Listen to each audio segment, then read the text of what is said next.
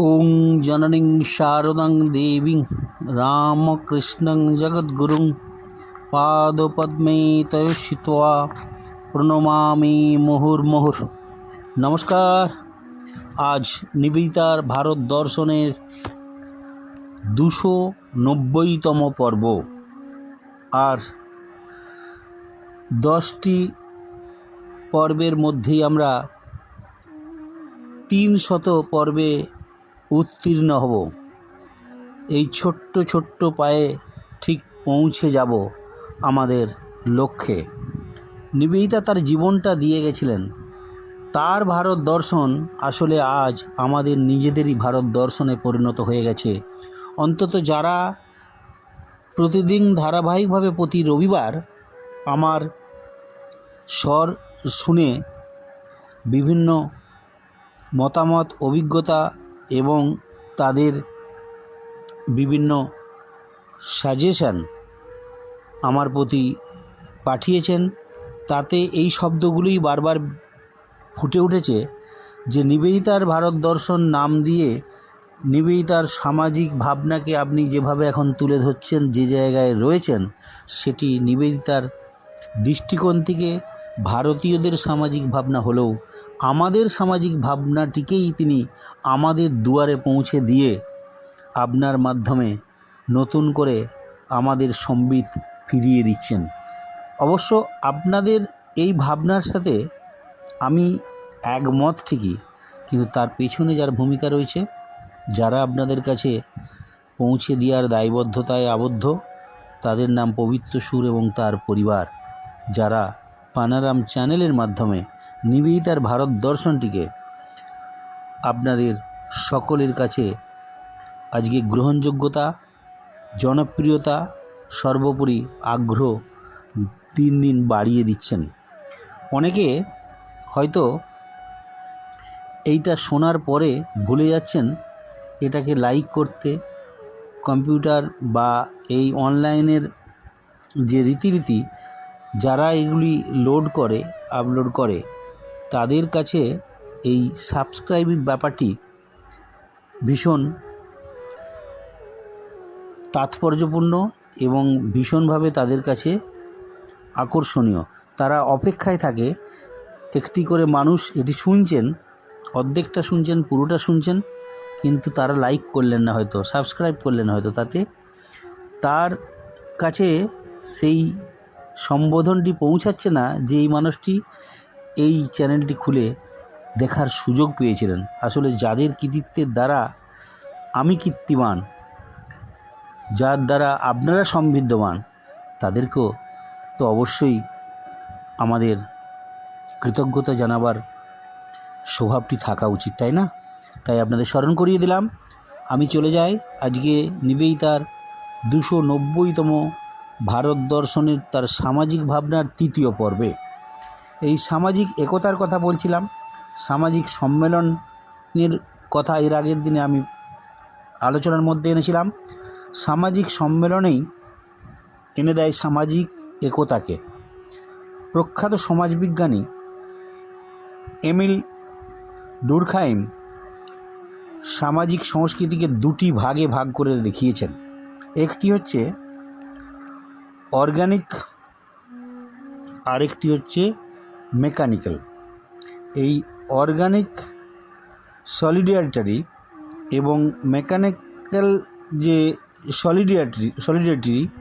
সলিডারিটির মধ্যে নিবেদিতা যেটি ভাবতেন, এই অর্গানিক সলিডারিটি এবং মেকানিক্যাল সলিডারিটি থেকে নিবেদিতার সাথে কোথায় এটাকে ম্যাচ করানো গেছে, সেটা আমরা অন্তত সেটা দেখতে পাবো। নিবেদিতা দেখিয়েছেন ভারতবর্ষ সমাজের অর্গানিক সলিডারিটি তার তত্ত্বে বিশ্বাস করে, অর্থাৎ সমাজ হলো দেহের অঙ্গের মতো একে অপরের উপর নির্ভরশীল।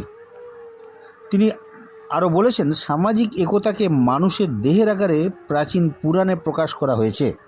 তাতে বলা হয়েছে, ব্রাহ্মণের জন্ম হয়েছে স্রষ্টার মুখ থেকে, ক্ষত্রিয়ের জন্ম হয়েছে বাহু থেকে, বৈশ্যরা জন্মগ্রহণ করেছেন উরু থেকে, আর দাস সম্প্রদায় এসেছে পা থেকে।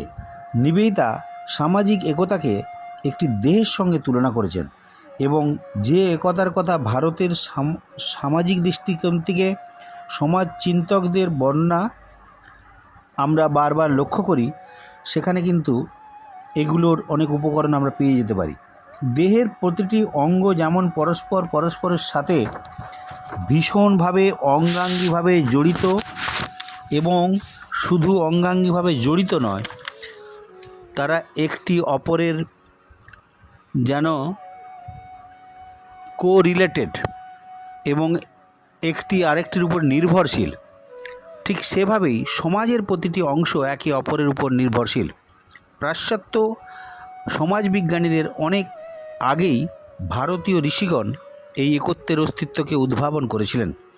এই সামাজিক নির্ভরশীলতার ধারণা সঠিক হলে সামাজিক সহযোগিতাও সুষ্ঠুভাবে গড়ে ওঠে। নিবেদিতা সামাজিক সম্মেলন ও একতার আলোচনা করতে গিয়ে সমাজের প্রধান দুটি ইউনিট বা দুটি বিষয়, নারী ও পুরুষের সমতার প্রসঙ্গকেই টেনে এনেছেন, এবং তিনি নারী ও পুরুষের সমতার ধারণা আলোচনা করতে গিয়ে একটি সমাজ বিবর্তনের ধারাকেও তুলে ধরেছেন আমাদের সামনে। কারণ এই সমতা সমাজ বিবর্তনের ধারায় তারতম্যের সৃষ্টি করেছিল। এক একটি সমাজের উৎপত্তির ধরনের সঙ্গে সেই সমাজের নারী ও পুরুষের ভারসাম্যগত অবস্থানটিও কিন্তু নির্ভর করে এবং তা থেকেই নিরূপিত হয়। সামাজিক সমতা ও নারী পুরুষ, যদি আমি একটু নিবেদিতার দৃষ্টিকোণ থেকে আরেকটু গভীরে যাওয়ার চেষ্টা করি, দেখব নারী ও পুরুষের সমতার ধারণা কৃষিভিত্তিক সমাজে একভাবে গড়ে উঠেছিল, আবার সমুদ্র তীরবর্তী সভ্যতার ক্ষেত্রে তা ভিন্ন পথে গড়ে উঠেছিল। একটা হচ্ছে সামুদ্রিক প্রাণীরা, সমুদ্রের ধারে যে সমস্ত প্রাণীগুলি বাস করে মনুষ্য সমাজে, তাদের ভাবধারা, তাদের জীবনধারা, আর ভারতবর্ষের কৃষিক্ষেত্রে নিয়োজিত কৃষিজীবী সামাজিক মানুষদের চালচলন, আবভাব এবং তাদের ক্রিয়াকর্ম অনেকটাই আলাদা।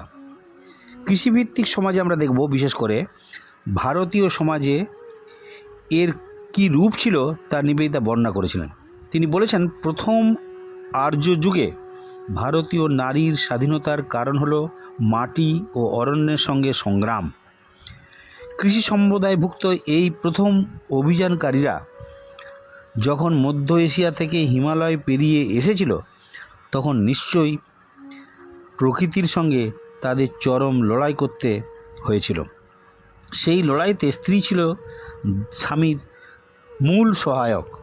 স্বামী যখন জঙ্গল পরিষ্কার করছে, শিকার করছে, স্ত্রী হয়তো তখন খেতে আর বাঙালের বাগানে কাজ করতে হচ্ছিল। এই বাগানে এবং খেতে, কৃষিক্ষেত্রে কাজ করা মেয়েদের স্বভাবসুলভভাবেই তাদের খাদ্য তৈরির সাথে সাথে স্বামীর সহকারী হিসাবেও তাদেরকে আমরা ভারতবর্ষের এই কৃষিক্ষেত্রে বিশেষ করে দেখা যাবে, এবং সেটি আমরা আমাদের সামাজিক দৃষ্টিকোণ থেকে আবিষ্কার করতে পারবো বা পেরেওছি বলতে পারেন। আবার এই যে মেয়েরা ছেলেদের সাথে জঙ্গলে বা খেতে কাজ করছেন তার স্বামীদের সাথে বাগানে, এর অসুবিধাও অনেক থাকে, কিন্তু এক মুহূর্তের নোটিশে স্ত্রীকে সাহস, প্রসন্নতা ও আত্মবিশ্বাসের সঙ্গে জরুরি অবস্থার মুখোমুখি হতে হতো। এরকম জীবনে স্ত্রীলোককে পুরুষের মতোই চলাফেরা করতে হতো। সমাজবিজ্ঞান ও ভগিনী নিবেদিতা, আমরা যদি দুটোকে মেলাবার চেষ্টা করি, নিবেদিতার ভাবনা আর সমাজ বিজ্ঞান ভিত্তিতে তার চিন্তা, সেখানে আমরা দেখব সমাজবিজ্ঞানী যেভাবে হার্বার্ট স্পেন্সার, লা স্পে, প্যাট্রিক গেটিজ প্রভৃতি ব্যক্তিত্বের কথা ও চিন্তাধারার বিষয় বারংবার নিবেদিতা কিন্তু তার লেখায় তুলে এনেছেন। বিবেকানন্দ সোসাইটির পাঠ্যসূচি নির্ণয় করে এক চিঠিতে নিবেদিতা এক জায়গায় লিখছেন, শুধু বিবেকানন্দের গ্রন্থ পড়লেই যথেষ্ট হবে না, পৃথিবীর প্রাচীন যুগের বিভিন্ন দেশের ইতিহাসকে পড়ে মনের মধ্যে একটা ইতিহাস বোধ জাগিয়ে তুলতে হবে, জাগ্রত করতে হবে। স্পেন্সার, লাবক, টেলর, ফিটকে, রুড এইরূপ পাঠ শেষ করে যদি আমরা স্বামীজির গ্রন্থ পাঠ করি, তবেই আমরা মানুষ বিবেকানন্দকে পরিপূর্ণরূপে দেখতে পাব। স্পেন্সার, লাবক, টেলর, ফিনকে আর ক্লড, এদের যে বিজ্ঞানভিত্তিক সমাজ ভাবনা, যেটা যুগ যুগ ধরে সমাজে বিশেষ প্রতিষ্ঠিত লাভ হয়ে রয়েছে, এইগুলো পড়ার পরে যদি বিবেকানন্দকে আমরা পড়ি, আমাদের সঠিক সিদ্ধান্তে পৌঁছাতে বোধহয় সুবিধা হবে। এটি নিবেদিতা কিন্তু আমাদেরকে স্মরণ করিয়ে দিয়েছেন। সামাজিক দৃষ্টিকোণ থেকে বাংলার সমাজবিজ্ঞানের বিখ্যাত অধ্যাপক বিনয় কুমার সরকার ভগিনী নিবেদিতার সঙ্গে ডন সোসাইটির মাধ্যমে পরিচিত হয়েছিলেন। ডন সোসাইটিতে নিবেদিতা প্রধানত জাতীয়তা ও জাতীয় শিক্ষা সম্পর্কে বক্তৃতা দিতেন। তার কাছে যারা পাঠ গ্রহণ করতে আসতেন, নিবেদিতা যাদের সমাজবিজ্ঞানের একটি পাঠ্যসূচি প্রস্তুত করে দিতেন, রবীন্দ্রনাথ ঠাকুরের সঙ্গে পুঙ্খানুপুঙ্খ আলোচনা করে এই সূচিটি নিবেদিতা তৈরি করেছিলেন।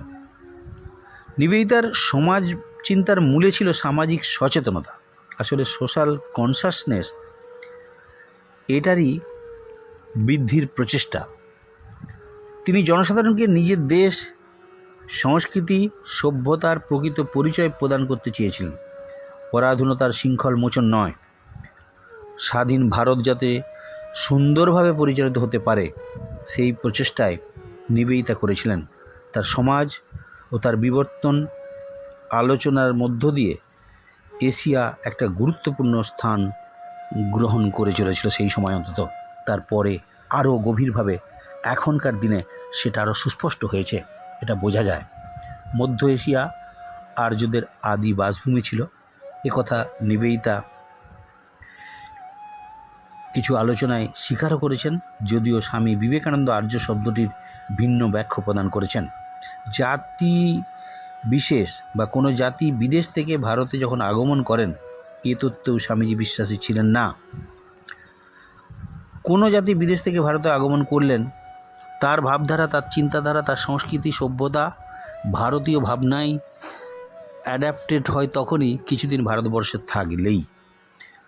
ভারত এশিয়ার কেন্দ্র, ভারতীয় চিন্তারাজির বন্ধন রজ্জুটির আর এক নাম হলো হিন্দু ধর্ম। দীর্ঘ প্রাগৈতিহাসিক বিবর্তনের ফলে গড়ে উঠেছিল মহাভারত। এর জন্য 3000 বছর কিছুই নয়। ওই জায়গাটি হলো বিশ্ব সভ্যতার উৎস। ওইখানেই আর্যরা পিতৃতান্ত্রিক সমাজ ব্যবস্থায় প্রবেশ করে এবং তার মধ্য দিয়ে পশুপালন শেখে, হাতিয়ারের ব্যবহার জেনে নেয়, শস্য এবং আগুনকে গৃহস্থ জীবনের মধ্যে এনে ফলের গাছ লাগিয়ে সময়কে সপ্তাহে ভাগ করে প্রকৃতির সঙ্গে তার প্রথম দ্বন্দ্বের সমাপ্তি ঘটায়। কেবল তাই নয়, মধ্য এশিয়ায় দেখব আর্যগণ মাতৃতান্ত্রিক ব্যবস্থা থেকে পিতৃতান্ত্রিক সমাজে প্রবেশ করে, অর্থাৎ তখন কৃষি ব্যবস্থার সূচনা হয়েছে। আদিম অবস্থায় মায়ের উপর নির্ভরতা ও মাকে কেন্দ্র করে গড়ে ওঠা পরিবারের সমাপ্তি হয়েছে এবং পরিবারের প্রধান হলো একজন পুরুষ। কেবল তাই নয়, সময়কে সপ্তাহে ভাগ করে ফেলেছে মানুষ। নিবেদিতা তার স্টার্স পিকচার প্রবন্ধে একটি জায়গায় লিখছেন, কিভাবে রাতের আকাশ দেখে মানুষ তারাদের চিনেছে, কিভাবে নক্ষত্রের গতি পথ নির্ণয় করে মাস ও সপ্তাহে ভাগ করেছে সময়কে। আদিম অবস্থায় এই হলো প্রথম বৈজ্ঞানিক পদ্ধতির উন্মেষ।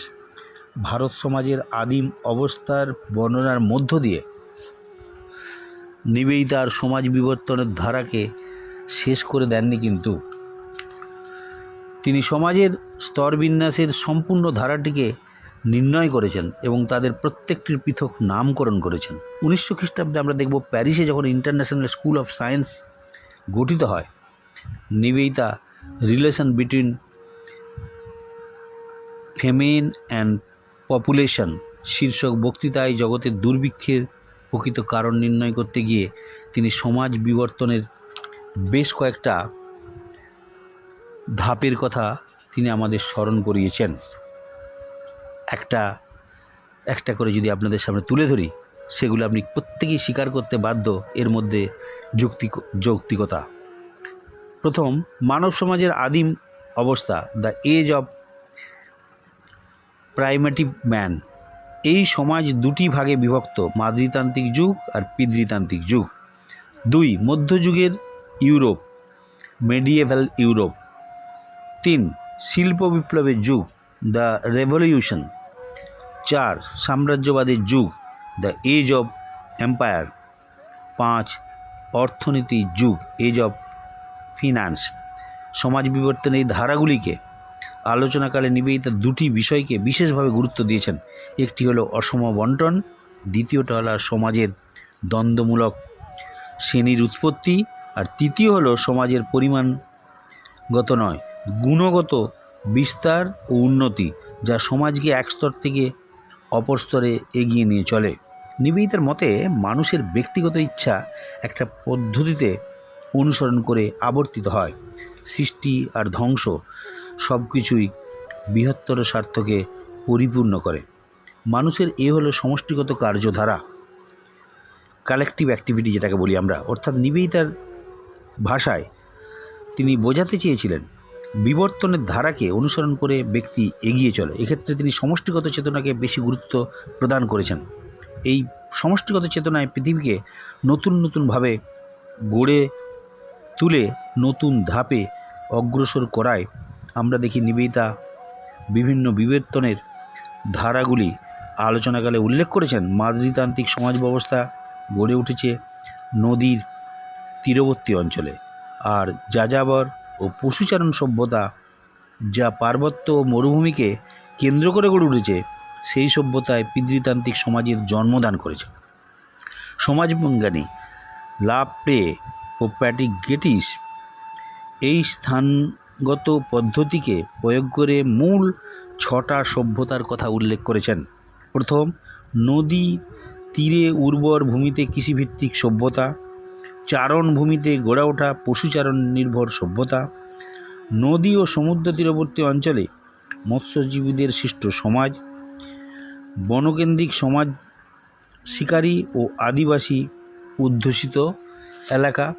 পার্বত্য অঞ্চলে পার্বত্য জাতির সৃষ্টি, আর খনি প্রধান অঞ্চলে পৃথক সভ্যতার জন্মদান।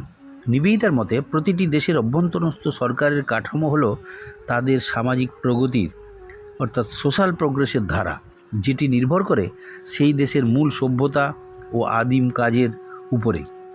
মূল সভ্যতার উপর নির্ভর করেই কিন্তু সামাজিক প্রগতি হয়। সামাজিক প্রগতির স্বাতন্ত্রতা এবং স্বতন্ত্রতা সৃষ্টি এইভাবেই কিন্তু হয়। আমরা লাপ্লের আলোচনায় এই স্থানগত পদ্ধতিটা দেখতে পাই। তিনি পরিবারকে 3 ভাগে ভাগ করেছিলেন এবং দেখিয়েছিলেন এক একটি সামাজিক অবস্থান এক এক রকমভাবে পরিবার গড়ে ওঠে। আসলে ভগিনী নিবেদিতার সমাজ ভাবনার কিছু অংশ বিচ্ছিন্নভাবে যদি আমরা ভাবতে শুরু করি, এই ভাবনাকে আমরা সূত্র আকারে পরিবেশন করতে পারি, যে সূত্রগুলির মধ্য দিয়ে নিবেদিতার সমাজ চিন্তার গভীরতা নির্ভর করা সম্ভব।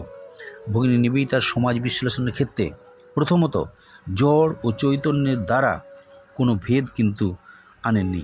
তার কাছে জগৎ সৃষ্টির মতোই সমাজও একই ছন্দে এগিয়ে চলে, এর মধ্যে একটা নিয়ম আছে।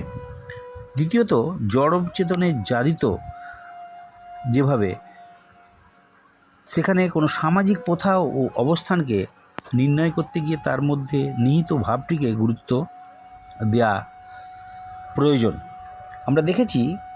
তাই তার কাছে শহর কেবল ইট কাঠ দিয়ে নির্মিত নয়, একটি শহরের থেকে আরেকটি শহর ভাবগত দিক দিয়ে পৃথক। তার কাছে দেশ কেবল ভৌগোলিক অবস্থান নয়, ভারত তার মাতৃকা, ভারত মাতা। সমাজের ক্ষেত্রে এই ভাবগত বিশ্লেষণকে তিনি প্রয়োগ করেছেন। আসলে এটি বিবেকানন্দের কাছ থেকে তার পাওয়া। তৃতীয়ত, সমাজে বিবর্তন, এক স্তর থেকে আর এক স্তরে এগিয়ে চলা, এই বিবর্তনের পর্যায়গুলো আলোচনায় তিনি কান্ত, কৌত ও কার্ল মার্কসের সমন্বয় সাধন করেছেন। তিনি দেখিয়েছেন শ্রেণীদ্বন্দ্ব যেমন সমাজকে পরিবর্তন করে, আবার ভাবগত পরিবর্তনও সমাজে পরিবর্তন আনতে সক্ষম। চতুর্থত, তার চোখে সমাজ বিশ্লেষণ হওয়া উচিত এই সমাজ ও তার সাংস্কৃতিক উদ্ভবের ইতিহাসকে ভিত্তি করে। এক্ষেত্রে তিনি প্যাট্রিক গেটিসের সভ্যতার তত্ত্বকে প্রয়োগ করেছেন। পঞ্চমত, নিবেদিতার কাছে সামাজিক ক্ষেত্রে অর্থ একটা উল্লেখযোগ্য শক্তি, কিন্তু ধর্মও একটা শক্তি। ধর্ম হলো ভাবপ্রবাহ বা আমূল পরিবর্তন আনতে সক্ষম। ষষ্ঠত, সামাজিক ক্ষেত্রে নারী এক গুরুত্বপূর্ণ উপাদান, কারণ পরিবার ও সমাজ রক্ষায় নারী বিশেষ ভূমিকা পালন করে। এক্ষেত্রে তিনি the web of Indian life গ্রন্থে দেখিয়েছেন ভারতীয় নারী ভারতীয় অর্থনীতিকে কেমনভাবে পরিচালিত করতে সক্ষম। ভারতীয় বিধবা তাদের জীবনযাত্রার মধ্যে কিভাবে প্রাচীন ভারতীয় অর্থনীতিকে দৃঢ় করেছেন তার বর্ণনা তিনি করেছেন। সপ্তমত, সমস্ত বিশ্বে শান্তি ও সভ্যতার স্বার্থে দ্বন্দ্বের তত্ত্বকে ভুলে পারস্পরিক সহযোগিতার তত্ত্বকে স্থাপন করতে হবে। এই প্রসঙ্গে প্রিন্স ক্রফটকিন, যিনি রাশিয়া থেকে এসে ওই ইংল্যান্ডে বসবাস করছিলেন, মিউচুয়াল এডের কথা তিনি বলেছেন বারবার। মানব সমাজের বিবর্তনের ধারাটি বর্ণনার পর ভবিষ্যৎ বিশ্বের কথা নিবেদিতা তুলে ধরেছেন এই ক্রফটকিনকে সামনে রেখেই।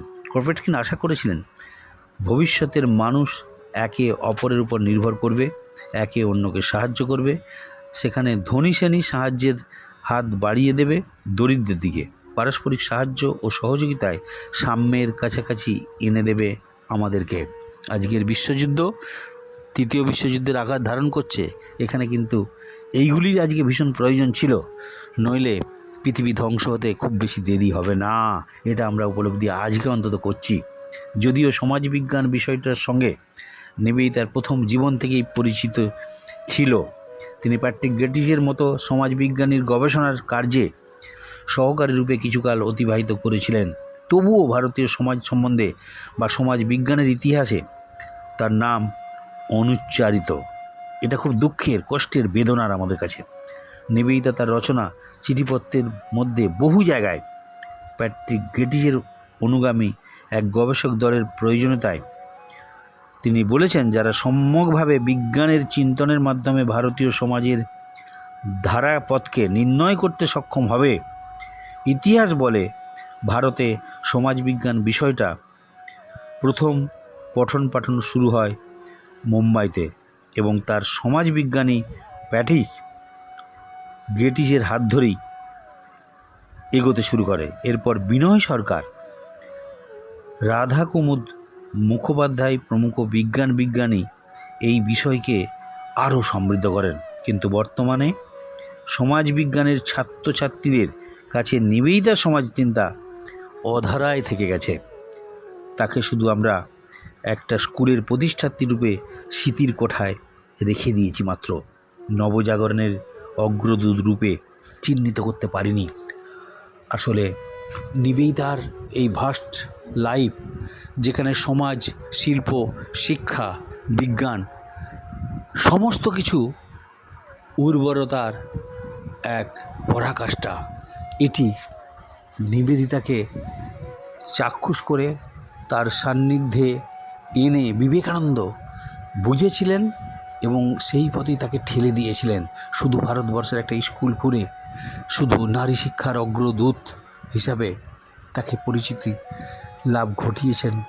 এই কথাটা আমরা যারা বিবেকানন্দের চিন্তায় নিবেদিতাকে না দেখব, তারা ভুল চিন্তার মধ্যে পর্যবেসিত হব।